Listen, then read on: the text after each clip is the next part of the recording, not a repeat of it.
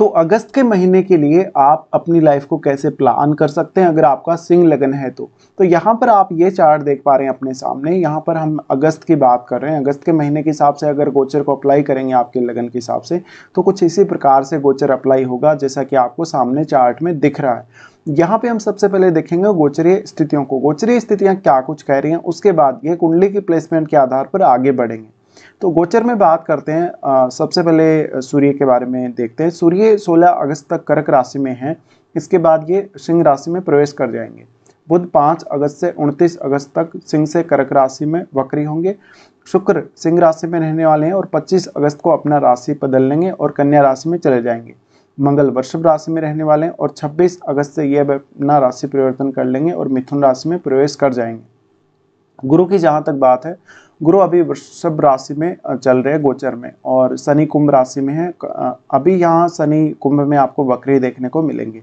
चंद्रमा 1 अगस्त को मिथुन राशि में हमें गोचर करते हुए दिखेंगे। राहु और केतु के गोचर में फिलहाल कोई बदलाव नहीं है। जहां पर राहु ऑलरेडी मीन राशि में गोचर कर रहे थे, वहीं अभी केतु भी कन्या राशि में ही गोचर कर रहे हैं। तो ये गोचरीय स्थितियां हैं। अब हम देखते हैं इसका जो प्रभाव है वास्तव में वो आपको कैसा मिलेगा। सबसे पहले स्टार्ट करेंगे आपके लग्नेश से। लग्नेश आपके सूर्य हैं और सूर्य 12वें भाव में स्थित हैं।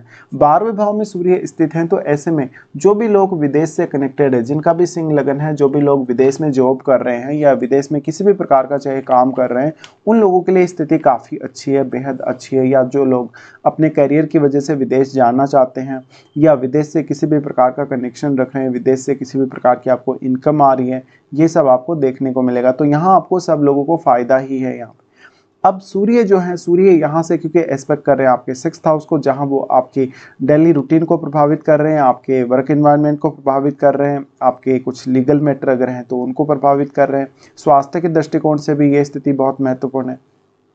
तो ऐसे में अब आपको अपनी डेली लाइफ को बेहतर बनाने की तरफ देखना चाहिए। आप अगर कोई भी ऐसी स्थिति का सामना कर रहे हैं जहाँ पर आप बहुत ज़्यादा रुके हुए से हैं, जहाँ पर लाइफ में कुछ नया नहीं हो रहा, कुछ आप इतना अच्छे से डिसीजन नहीं ले पा रहे या कोई स्ट्रॉन्ग डिसीजन नहीं ले पा रहे, तो ऐसी कंडीशन में अब आपको विचार अवश्य करना चाहिए।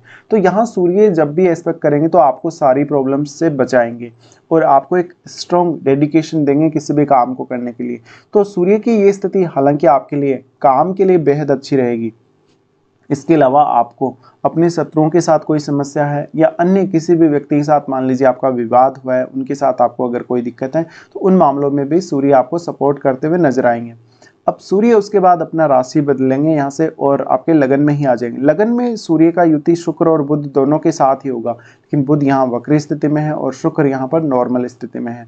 ऐसी कंडीशन में एक तो जो लोग क्रिएटिव वर्क हैं, जिनका भी क्रिएटिव वर्क जो भी करते हैं, उनको फ़ायदा मिलेगा। जैसे कोई बहुत अच्छा गायक है, कोई बहुत अच्छा डांस करने वाला व्यक्ति है या कोई भी एक्टर है या अन्य किसी भी प्रकार का कोई भी आप क्रिएटिविटी करते हैं, तो सूर्य का लगन में आना बेसिकली यहाँ पर हम ये भी बोल सकते हैं कि आपके कॉन्फिडेंस को और ज़्यादा बढ़ाने वाला होगा। हेल्थ को बहुत ज़्यादा इम्प्रूवमेंट मिलेगा, तो आप बहुत ज़्यादा अच्छे से अपने करियर पे फोकस कर सकेंगे, अपने घरेलू जीवन पर भी फोकस कर सकेंगे।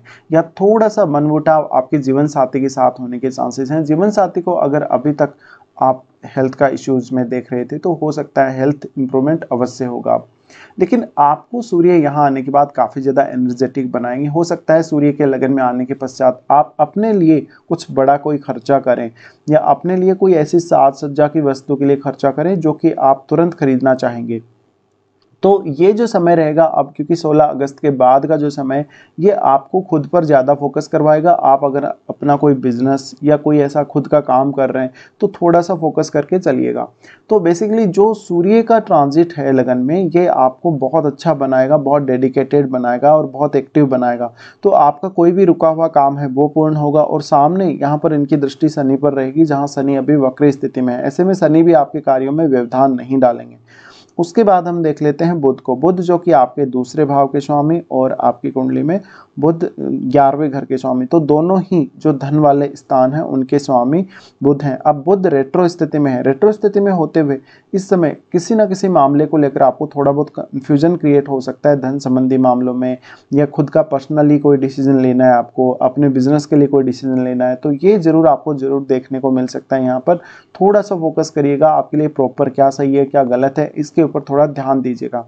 अब बुध यहाँ है तो बहुत ज़्यादा मल्टीटास्किंग बनाता है, बहुत ज़्यादा एक्टिव बनाता है, माइंड से भी एक्टिव बनाएगा, और सूर्य के आने के बाद आप फिजिकली भी काफ़ी एक्टिव रहेंगे।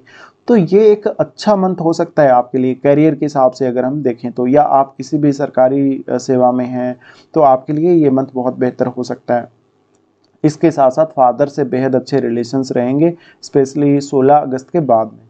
तो बुध का गोचर कुछ इस प्रकार से आप देख सकेंगे। उसके बाद शुक्र की बात करें तो शुक्र तीसरे भाव के स्वामी और 10वें भाव के स्वामी होकर आपके लगन में गोचर कर रहे हैं। लगन में इनका गोचर बेहद अच्छा रहेगा। जैसे कि अभी मैंने बोला, शुक्र ही मेन ग्रह है यहाँ पर क्रिएटिविटी के लिए। तो जितना यहाँ पर सूर्य स्ट्रॉन्ग होगा गोचर में यहाँ आने के बाद, आपकी कुंडली में भी जितना स्ट्रॉन्ग होगा उतना ही आपको शुक्र से रिलेटेड किसी भी काम को करने में मदद मिलेगी। अब सूर्य यहाँ पर होंगे और ये दोनों ग्रह सूर्य के साथ होंगे तो आपकी सामाजिक प्रतिष्ठा, आपका मान सम्मान बढ़ेगा और बहुत लोग आपको पसंद करने लगेंगे, बहुत लोग आपको मानने लगेंगे या आपकी बातों को फॉलो करने लगेंगे। तो शुक्र का गोचर भी बेहद अच्छा है। उसके बाद शुक्र दूसरे भाव में प्रवेश करेंगे जहाँ वो नीच की स्थिति में भी आ जाएंगे और केतु के साथ उनका युति भी हो जाएगा। तो ये वाला जो टाइम है लगभग 25 अगस्त के बाद, ये थोड़ा आपके लिए डिफिकल्ट रहने वाला है फैमिली रिलेशंस को लेकर और जीवन साथी के साथ रिलेशंस को लेकर। इसके बाद हम देख लेते हैं मंगल को। मंगल आपके 4th लॉर्ड हैं और मंगल 9th लॉर्ड भी हैं। ऐसे में मंगल का गोचर बेहद खास है आप लोगों के लिए, और मंगल इस मंथ में गोचर करेंगे वृषभ राशि में, जहां पर वो गुरु के साथ युति करके गोचर में स्थित हैं। अब देखिए, मंगल का अगर हम गोचर देखेंगे तो 26 अगस्त तक लगभग मंगल यहीं रहने वाले हैं। ऐसे में आप अपने करियर के लिए कोई अगर डिसीजन लेना चाहते हैं जिसमें आप अपनी बुद्धि विवेक का इस्तेमाल करेंगे, अपने ज्ञान का इस्तेमाल करेंगे, तो ये मंथ आपके लिए बहुत ही बेहतर है।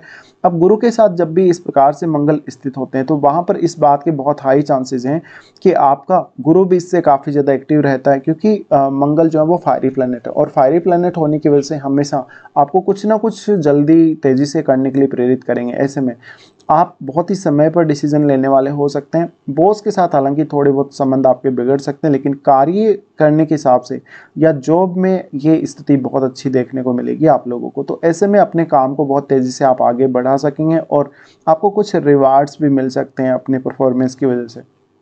अब यहाँ मंगल 9th लॉर्ड है। 9th लॉर्ड होने की वजह से एक बात तो ये है कि आपको अपने घर से दूर जाना पड़ सकता है या कोई लंबी दूरी की यात्रा करनी पड़ सकती है। इसके साथ साथ लेकिन आपका घर के कार्यों पर पूर्ण रूप से फोकस रहेगा, चाहे आप घर के लोगों से, परिवार के लोगों से किसी भी प्रकार से जुड़े रहें और किसी भी प्रकार से उनको सपोर्ट करते रहें। तो मंगल का गोचर बेहद खास है और मंगल आपको बेहतरीन तरीके से सपोर्ट कर रहे हैं करियर में। अगर आपका ऑलरेडी गुरु का कनेक्शन है 10th हाउस से, तो इस समय आपके लिए ये मौका है कि आप अपने करियर को बेहतर से बेहतर बना सकेंगे। अब मंगल क्योंकि यहाँ से लगन को देख रहे हैं, लगन को देख रहे हैं तो निश्चित ही आपकी उत्सुकता को बढ़ाने वाले हैं, एक्साइटमेंट को बढ़ाने वाले हैं और आपको बहुत ज़्यादा डेडिकेशन देने वाले हैं। तो ये समय है बहुत ही फास्टली काम करने का, बहुत ही तेज़ी से डिसीजन लेने का और उस डिसीजन पे काम करने का। फिर मंगल का दृष्टि है आपके 4th हाउस पे और 5th हाउस पे, दोनों पे ही। तो ऐसे में अब आपके माइंड पर भी यहाँ पर मंगल का प्रभाव है और ऐसे में आपको बुद्धि काफ़ी तेज़ी से काम करेगी, आपको सपोर्ट करेगी और हर काम में आप तेज़ी से आगे बढ़ सकेंगे। तो जिन लोगों के भी अभी कैरियर पर एक ब्रेक सा लगा हुआ था, जिनका कैरियर आगे नहीं बढ़ पा रहा था, कैरियर में कुछ नया नहीं हो पा रहा था, अब कुछ हद तक आप कुछ एक्सपेक्ट कर सकते हैं नया यहाँ पर। तो मंगल का गोचर कुछ इस प्रकार से रहेगा। और अब हम देख लेते हैं गुरु के गोचर को। तो गुरु 5वें घर के स्वामी, 8वें घर के स्वामी होकर आपके 10वें घर में स्थित हैं। तो ये जो गुरु है, आप देखिए आपका जो भी एजुकेशन है, जितना भी आपको ज्ञान है, आपकी जो एजुकेशनल क्वालिफिकेशन है, उसके अकॉर्डिंग अब आपके करियर पर बेहद अच्छा असर पड़ेगा। और क्योंकि 8वें भाव के स्वामी भी गुरु हैं, ऐसे में किसी भी प्रकार का ऐसा काम जो आपका फाइनेंस से रिलेटेड है, आपका कोई पैसे के लेन देन से संबंधित है या कोई बहुत गोपनीय कार्य है या आप कोई रिसर्च वगैरह है, कोई अकल्ट का काम है, ऐसे कार्यों में बहुत ज़्यादा सफल हो सकते हैं इस समय में। इसके साथ साथ यहाँ गुरु स्थित होकर आपको धनवृद्धि करेंगे, फैमिली में अच्छी सुख शांति लाएंगे और जहाँ भी आपको रुकावटें आ रही हैं फैमिली से रिलेटेड कार्यों में, उनमें गुरु बहुत ज़्यादा सहयोग करने वाले हैं, क्योंकि गुरु की दृष्टि यहाँ आपके 4th हाउस पर भी है और 2nd हाउस पर भी है। अब गुरु यहाँ से सबसे इम्पोर्टेंट हाउस जो कि आपका 6ठा भाव है, उसको एस्पेक्ट कर रहे हैं। इस वजह से यहाँ मंगल के साथ स्थित होकर अब गुरु आपको हर प्रकार की मुश्किल से बचाने वाले होंगे। आप कैरियर में बहुत ज़्यादा स्ट्रगल का सामना कर रहे हैं या कोई ऐसी स्थिति में आप फंसे हुए हैं जहाँ पर आपका निकलना काफ़ी ज़्यादा मुश्किल है, तो ऐसे में यहाँ अब आपको गुरु सपोर्ट करते हुए नजर आएंगे। तो हम ये बोल सकते हैं कि गुरु का गोचर भी आपके लिए बेहद खास रहने वाला है। अब बात करते हैं शनि की। देखिए शनि अभी वक्री हो चुके हैं और शनि छठे भाव और सातवें भाव के स्वामी हैं। ऐसे में जीवन साथी की हेल्थ को लेके अगर किसी भी प्रकार की समस्या अभी तक आपको चल रही थी वो दूर होगी और जीवन साथी का जो है काफ़ी आपको एक्टिविटी इस समय देखने को मिलेगा। ऐसे में आलस्य उनमें नहीं रहेगा और जीवन साथी के साथ कुछ हद तक आपके संबंध भी ठीक ठाक रहने के चांसेस हैं।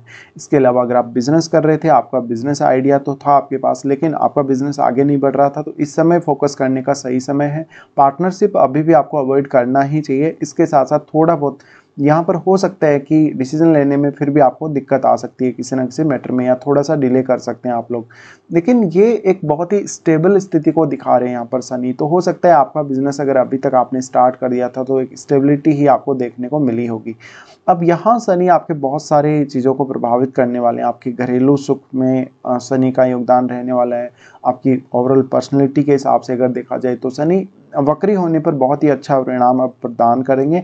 ऐसे में आपका कोई भी काम रुका हुआ था, चाहे धन को लेकर था, चाहे पारिवारिक स्थिति को लेकर कोई काम रुका हुआ था, या आपका पर्सनली कोई काम रुका हुआ था, आपका मैरिज वगैरह में कोई रुकावट आ रही थी, ये सब अब दूर होंगे और आपके काम तेजी से बनने लगेंगे। तो शनि का प्रभाव भी ऑलमोस्ट बहुत ही अच्छा यहाँ रहने वाला है। अब हम बात कर लेते हैं चंद्रमा के बारे में। चंद्रमा जो कि आपके 12वें भाव के स्वामी, चंद्रमा का गोचर स्टार्टिंग में आपको देखने को मिलेगा आपके 11वें भाव में।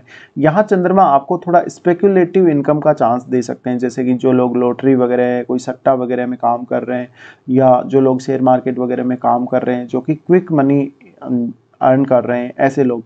तो यहाँ पे एक अच्छी स्थिति है चंद्रमा की फिलहाल। और चंद्रमा उसके बाद लगभग 3 और 4 तारीख को अपने खुद के घर में प्रवेश करेंगे, जहां पर वो सूर्य के साथ स्थित होंगे। ये समय हालांकि आपके लिए स्वास्थ्य के दृष्टिकोण से उतना अच्छा नहीं रहेगा, लेकिन कुल मिलाकर इस समय आपका मन काफ़ी स्ट्रांग रहेगा। अगर आप कोई भी आध्यात्म से जुड़े हैं, किसी भी प्रकार का ऐसा काम करते हैं, पूजा पाठ वगैरह करते हैं, तो ये समय आपके फेवर में रहेगा काफ़ी ज़्यादा। फिर चंद्रमा आएंगे आपके लगन में। चंद्रमा लगन में आएंगे तो निश्चित रूप से आपको क्रिएटिव मामलों में बहुत ज़्यादा मदद मिलने लगेगी। तो ये लगभग आपको 5 या 6 तारीख के आसपास स्थिति देखने को मिलेगी। तो कुल मिलाकर ये आपने देखा यहाँ पर। लेकिन ये जो मंथ है कैरियर के लिए काफ़ी इंपॉर्टेंट मंथ है। वास्तव में कैरियर पर आपको फोकस करना ही चाहिए इस मंथ में बेसिकली। तो यहाँ पे हम आगे बढ़ जाते हैं, देख लेते हैं कौन कौन से अच्छे दिन और कौन कौन से खराब दिन आपको इस मंथ में देखने को मिलेंगे। सबसे पहले अच्छे दिनों की बात कर लेते हैं। अच्छे दिनों में 5 से 7 तारीख तक, फिर 10 से 12 और 25 से 27 तक। ये दिन आप सिंह लगन वालों के लिए बेहद खास हैं। अगर आप अपना कोई भी ऐसा काम जहाँ पर आप फंसे हुए हैं, अब अपना काम सुचारू रूप से आगे बढ़ाना चाहते हैं तो। इसके बाद देख लेते हैं कुछ खराब दिनों को, जहां पर चंद्रमा का गोचर जब कैप्रिकॉर्न में होगा 17 और 18 को, ये समय आपके लिए काफ़ी डिफिकल्ट हो सकता है। निर्णय लेने में परेशानी हो सकती है। दिल्ली की जो रूटीन है आपकी काफ़ी ज़्यादा प्रभावित होगी। इसके साथ साथ चंद्रमा का गोचर जब मीन राशि में होगा 21 और 22 को, ये समय आपके लिए मानसिक रूप से उतना अच्छा नहीं रहेगा। किसी भी प्रकार की ओवर थिंकिंग जैसी स्थिति का आप सडनली सामना कर सकते हैं। 21 और 22 को आपके आर्थिक स्थिति में कोई बहुत बड़ा बदलाव जरूर आ सकता है। चंद्रमा का गोचर जब कर्क राशि में होगा तो 3, 4 और 30 तारीख की ये स्थितियां बनेंगी। ये समय में आपको कोई भी गलत डिसीजन लेने से थोड़ा सावधान रहना है। हालांकि 3 और 4 तारीख को आपका मन काफ़ी स्ट्रांग रहेगा और आप स्पिरिचुअलिटी या कोई भी ऐसा काम है, अगर कुछ पूजा पाठ कर रहे हैं, साधना वगैरह कर रहे हैं, तो उससे आपको ज़रूर फायदा मिलेगा। लेकिन मानसिक तौर पे आपको बहुत ज़्यादा दर्द रहने की ज़रूरत है इस मंथ में बेसिकली। तो फिलहाल हम पूरा डिस्कशन यहाँ कर चुके हैं। फिलहाल वीडियो देखने के लिए आप लोगों को धन्यवाद।